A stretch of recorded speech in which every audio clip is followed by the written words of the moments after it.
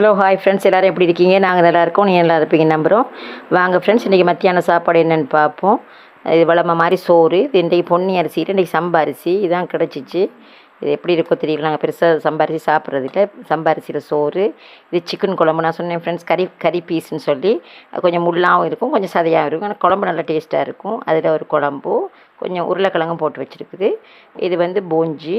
இதுலேயும் கொஞ்சம் உருளைக்கிழங்கு போட்டேன். ஒரேடியாக அவிச்சிட்டு இதில் 2-3 எடுத்து போட்டுட்டு இதில் மிச்சத்தை இதில் போட்டிருக்குது. அம்மாவுக்காக ஒரு துண்டு போட்டு 2 துண்டு போட்டு மீன் குழம்பு வச்சேன். மீன் கொஞ்சம் காரத்தை குறைச்சி வச்சுருக்குது, அங்கே கொஞ்சம் எடுத்து வச்சுருக்கிறேன்.